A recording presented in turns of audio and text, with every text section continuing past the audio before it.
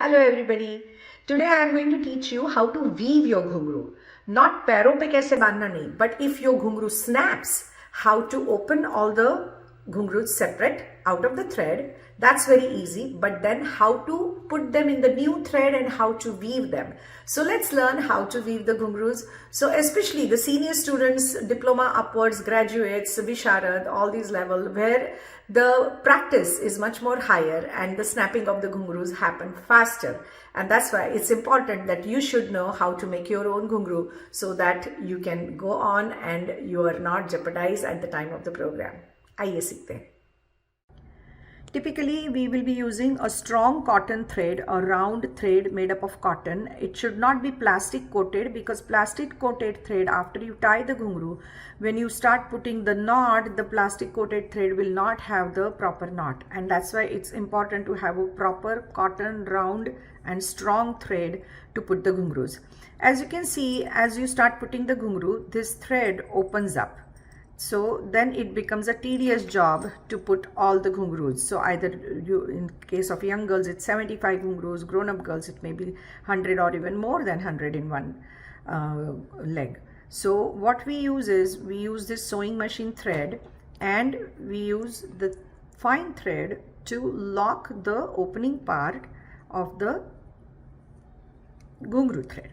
So what we do is, we wrap it around really tight so the mouth of the thread is nice and tight and put together. So just roll it on till it is nice and tight, at least for 1 inch of the cotton thread of the ghungroo.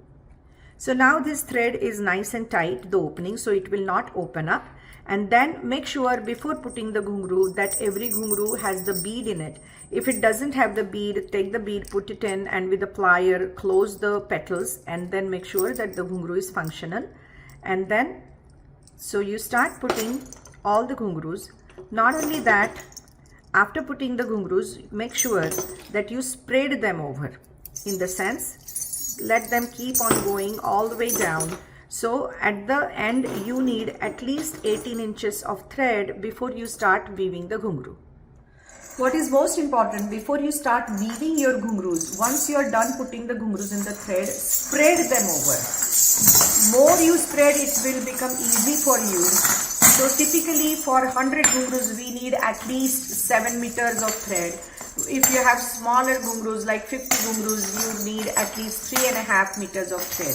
But spread the ghungroos because as you start weaving, you need more and more thread. So make sure all these ghungroos are sprayed over and then you start weaving your ghungroos. So once you have tied the thread over here, now we are starting the ghungroo. It is always the beginning which many people don't get it. So keep your 2 fingers below the thread, turn it towards you, then hold this, remove your fingers, put them in 3 fingers, and then first ghungroo comes, hold the thread from beyond the ghungroo, hold the ghungroo with the left hand and pull the thread.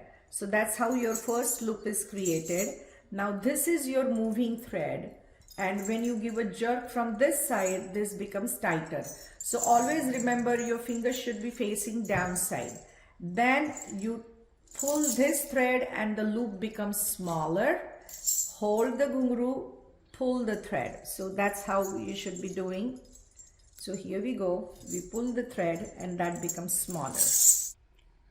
So this is your first ghungroo is done. So make sure this is the moving thread which should be on your left hand side, and here is the loop. So when you make loop longer, means this ghungroo is coming closer.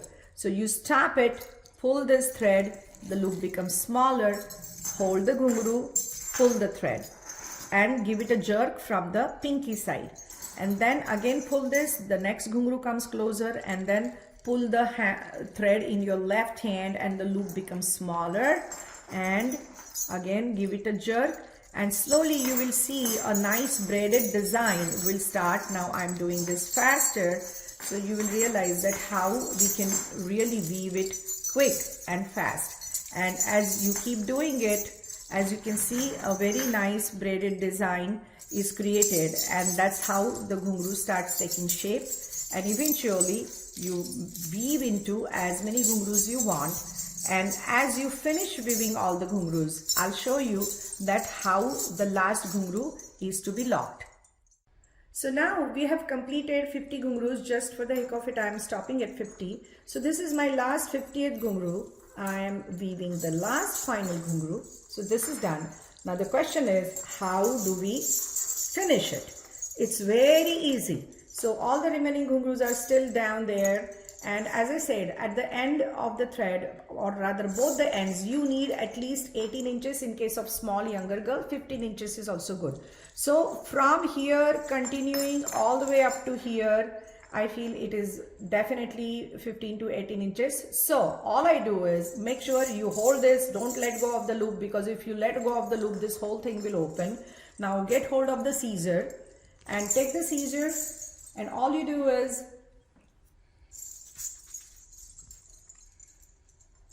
I'm just, for the safety sake, I'm pulling it all the way up to here, and now I'm just cutting the thread, and that's it. So see, this is done. The remaining ghungroo is down here. This ghungroo is ready to go, and we will start the next ghungroo weaving from here.